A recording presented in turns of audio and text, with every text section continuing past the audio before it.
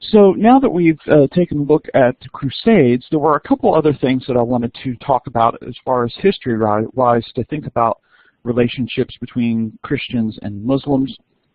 One that was lightly touched upon in the videos from Professor Reeves, but I want to talk a little bit more about Spain, and then also talk about the sacking of Constantinople, the fall of the Byzantine Empire, before moving on to talk about a specific missionary to Islam, or to Muslims. So toward the end of the Middle Ages, this kind of post-800, post-1100 time period, one of the major events dealing with relationships between Christians and Muslims outside of the Crusades was the Reconquista. In the 8th century, Muslims had moved across Africa, as we saw in the map, and then moved into Spain and the Iberian Peninsula. And that conquest had been stopped by Charles Martel in the 8th century at the Battle of Tours. Remember, Charles Martel is the grandfather of Charlemagne. So that essentially limited how far Muslim conquest had gotten into Europe. So in Spain, many of the Jews and Christians there had religious freedom, as we saw in other places, but you know, it's still places where there were people who converted to Islam. Islamic culture really spread throughout the area.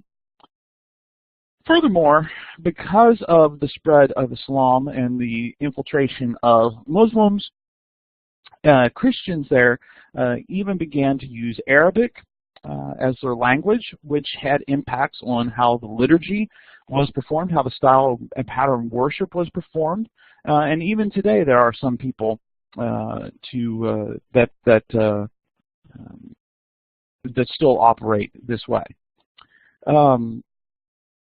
Additionally, when the Umayyads gave way to the Abbasids, the Moors, as Spanish Muslims were called, remained loyal to the Umayyads. So they're separated enough from the centers of Islamdom and Islamic power that it's kind of taking on its own shape in Spain. Well, eventually, Christians in Western Europe decided and thought about making movements to get Muslims out of Spain and reestablish Christian control across the Iberian Peninsula. And the kingdoms or the regions of Castile and Aragon were particularly important in trying to accomplish this development. So they united together to push the Muslims out, but sometimes there was just as much fighting between Christians as there was between Christians and Muslims. It was not an easy process from the 11th century, so the 1000s, until the end of the 15th. So just as Columbus is sailing from Spain across the world, that's when the Reconquista is finally finished or finally complete. However, even though Christian power was reasserted, there was still the presence of Muslims. A lot of Muslims faced the Inquisition as well and found themselves, being forced to leave Spain or to convert, which some did convert, or at least apparently converted. That, however, didn't, lose or it didn't result in the elimination of Islamic elements. There are still aspects of Spanish culture even today that retain some evidence of the impact of the the Islamic or Moorish elements of culture. As Christians on the western part of Europe were pushing Muslims out of control in Spain, the Iberian Peninsula, things were not going as well in the eastern part. And some of this has to do with some of the reasons why the Crusades were taking place to begin with. This influx of Turkish efforts to gain control of what is today modern Turkey, so obviously there was some success. But from the early 1200s, the Byzantine Empire was beginning to break apart in much more rapid of a way than we had seen in the Crusaders. And the Crusaders' conquering of the Byzantine capital of Constantinople, that has some instability. Eventually, the Byzantines did regain control of Constantinople, reestablish the empire, but it did have an effect on the power that they had, especially in trying to prevent some of these incursions. So the Seljuk Turks continued to kind of break away at pieces of the Byzantine Empire. They started taking a variety of cities, and also were very active in cutting the east off from the west. So not only is it this kind of beginning of taking away your land from moving from east to west, there's also this attempt to try and prevent any help from the west coming to the east. Additionally, of course, there's the Black Death, the Black Plague, the bubonic plague, that contributes to the instability as well. And almost half of the city of Constantinople died between 1346 and 1349.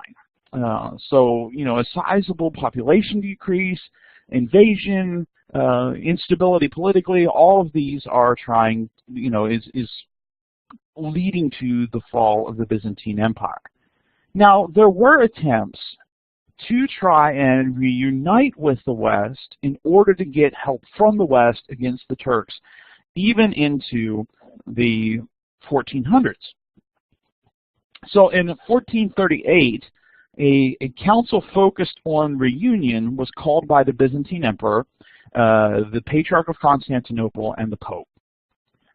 And ultimately, this resulted in the Byzantine Empire accepting a variety of things that were Western or Catholic ideas that they had stood against, the Byzantines had stood against for a while, having to do with things like additions to the Nicene Creed that Catholics had made, as well as accepted that the Pope was the leader of the church on earth, which was something that the Eastern Church had refused to accept for centuries. And so the decision was, we're going to accept the papal primacy, we're going to accept some of these things of Catholic doctrine and practice. Others back east, though, aren't supportive of this. The common people in the Byzantine Empire refuse to accept this. The patriarchs of Jerusalem, Antioch, and Alexandria, they reject the decision, and they, in fact, break off from Constantinople. By 1450, then, this instability religiously, politically, the invasions that are taking place, by 1450, the empire is pretty much, is very much reduced from its previous side. And that is when the Turks begin to make their final push. Mehmed II, the Sultan of the Turkish Empire, we could call it, the Ottoman Empire, begins his last assault on the city in 1451. It will take 2 years, but these are the beginnings. He had become sole heir to the Ottoman Empire at the age of 11. He becomes Sultan at the age of 12 when his father abdicates the throne. But he forces his father to kind of retake the throne because he's not old enough yet. And so he tells him, if you are Sultan, come and lead your armies. If I am the Sultan, I order you to come and lead your armies. Right? So Mehmed is not at a position at the age of 12 where apparently he is ready to take over. But he fully becomes Sultan in 1451 at the age of 19. And so he is beginning his assault. The Byzantine emperor at the time, a man named Constantine XI, he appeals to the West and wants the West to come help him. The Pope says, nope, there's got to be reunification. The Pope apparently doesn't want this kind of notion of mutual respect. He wants to be in charge, and he wants the West to be in charge of the East. So there is some agreement there. In the Hagia Sophia, one of the major churches in Constantinople, they begin adopting Catholic rites and rituals, the Catholic way of doing things. However, the Pope doesn't have as much power over Western society as he thinks he does. There are people that are suspicious of the papacy. The 100 Years' War had taken place in this, and so a lot of the nations have decreased power, so the West really isn't able to provide that much help to the East, even if they wanted to. Well, in April of 1453, the Muslims lay siege to the city of Constantinople. So this is April of 1453. The city holds out until May, when it finally falls. What is interesting here as well is that the Ottomans, of course, have been taking over for other Islamic powers, as we mentioned in the beginning. But in so doing, a lot of the people in those regions were Christians, and so there are people in the army that is sacking Constantinople who are Christians. So it's not just Muslim troops, it is Christian troops as well that are conquering this Christian city.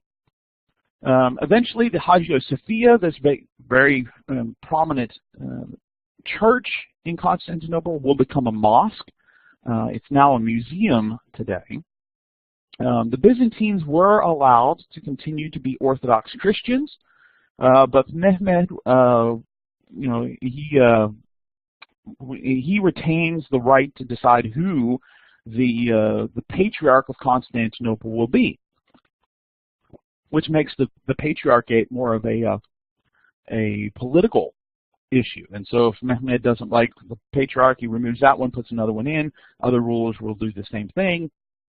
Same kind of ideas of buying and selling the Patriarchate because of the role that it takes.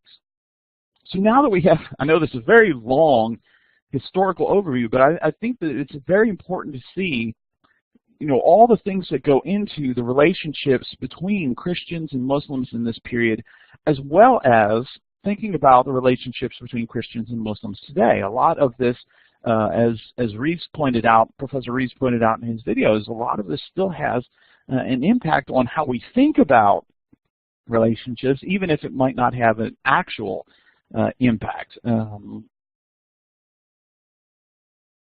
That being said, it's important to think about some of the things here related to specific mission work.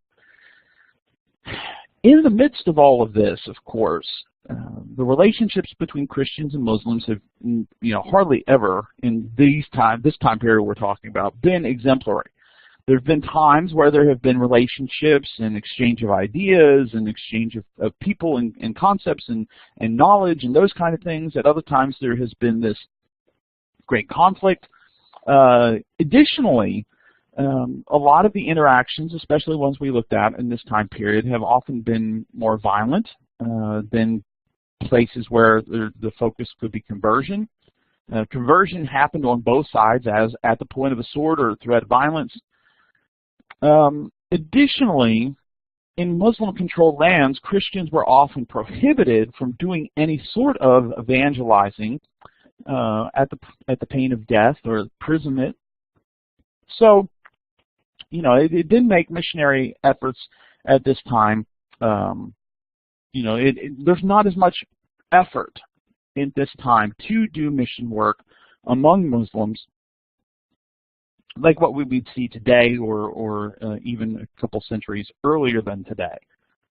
There were some, however, in this time period that did try to evangelize. Francis of Assisi, who we'll talk more about in the next section, was one of those. But again, we'll look at him more in depth.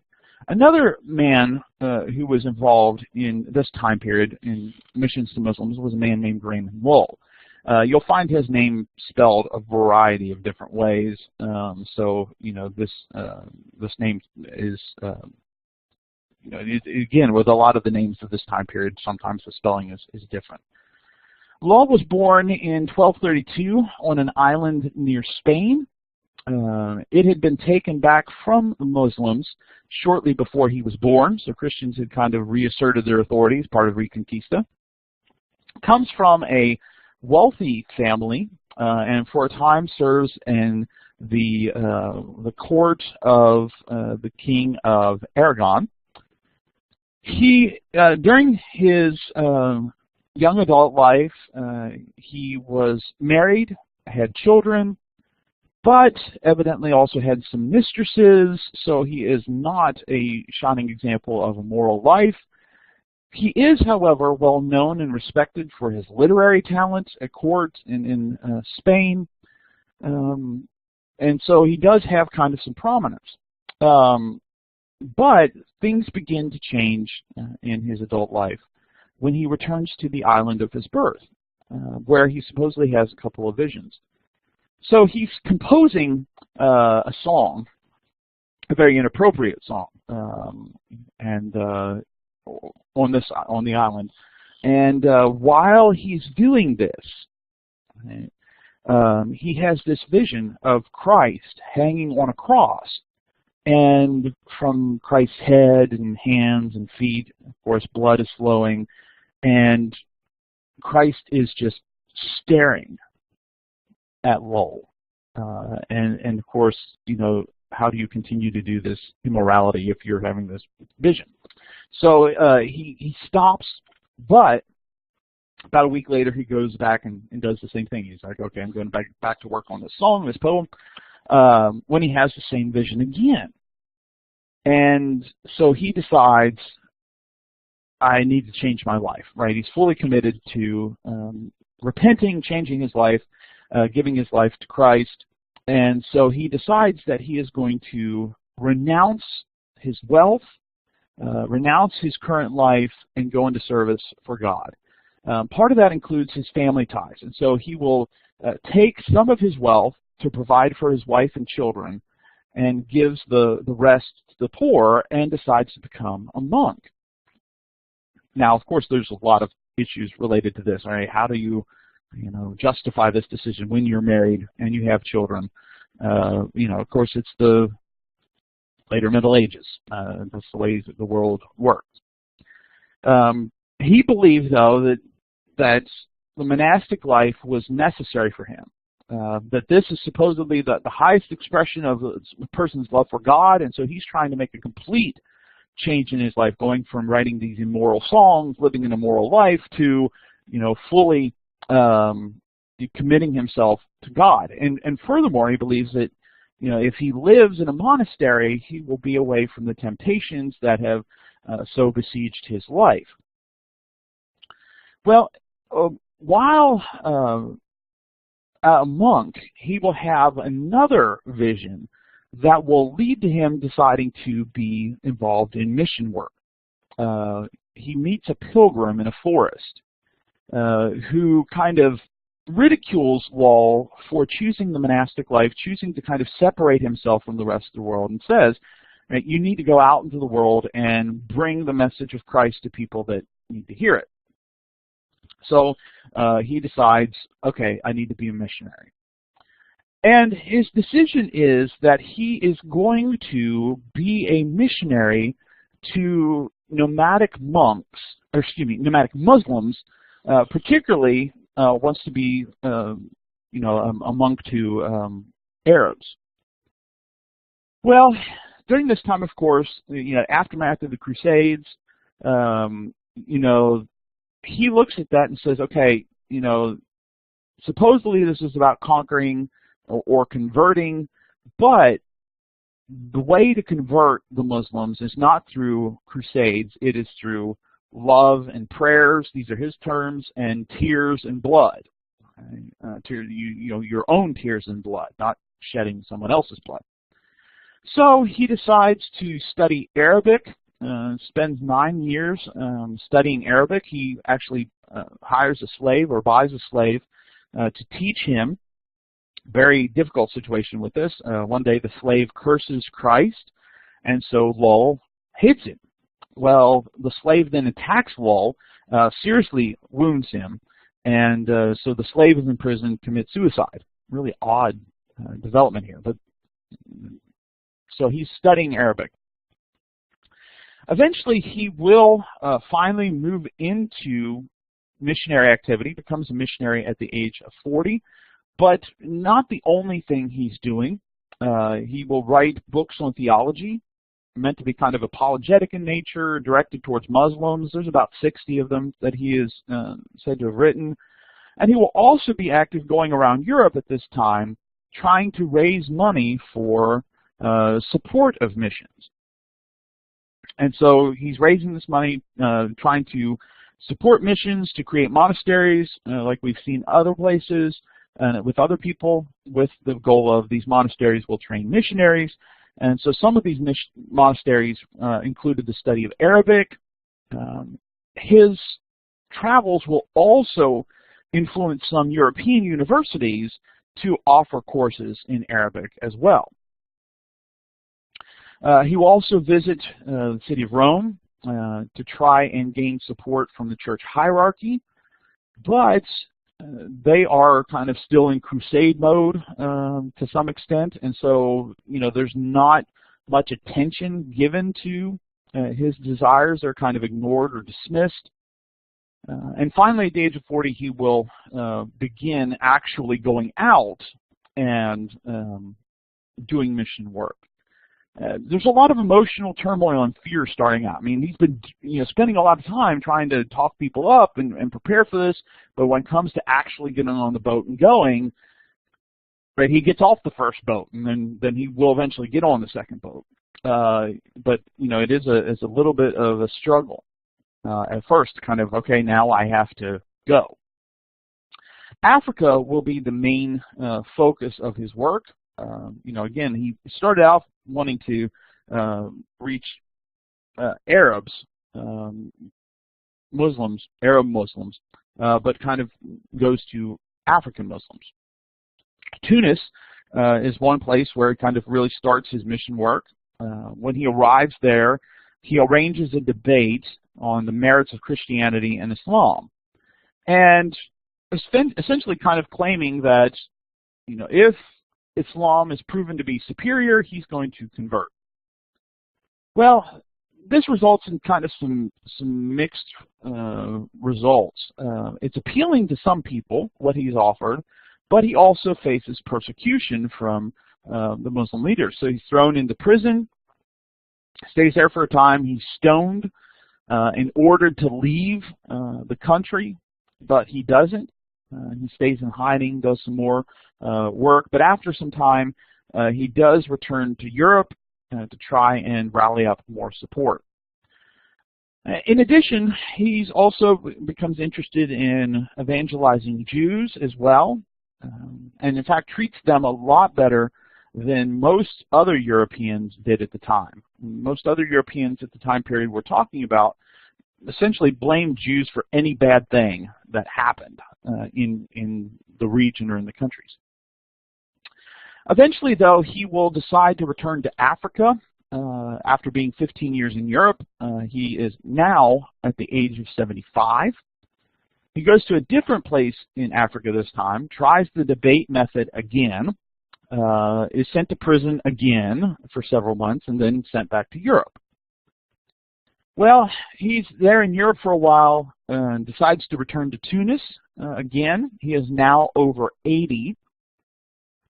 There he does have some success in converting Muslims, but unfortunately he sees that there are more Christians becoming Muslim than Muslims becoming Christians. So that's kind of disheartening as well. He will travel to other places that he has worked in Africa, try to kind of, again, make more converts, not successful, and it will actually end up being stoned again, and will die because of it a couple days after. So he doesn't die in the stoning, but dies of the effects of the stoning a couple days after. Largely after the time of lull, there will not be much significant attempt of evangelizing in Muslim lands until the 19th century. So, you know, there probably were some people that were involved in it, but it is not in any sort of way systematic. It's not the people that have done it have been lost to history.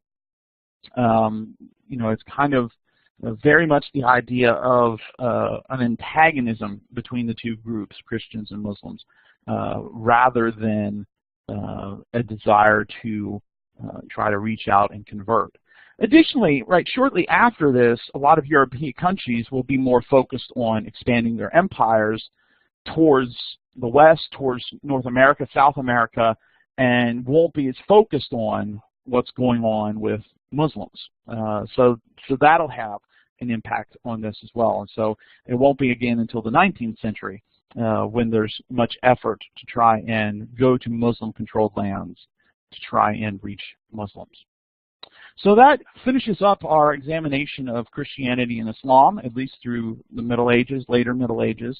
And so we'll go back and cover a similar time period here, but look at it from a different perspective and look at it more from missions in Europe and the setting up of a couple other things that will eventually lead us to the Reformation, will lead us to missionary activity in the context of empire as well. So as these countries are extending their empires, missionaries are going along with them. And so that's kind of the direction we're headed in the upcoming sessions.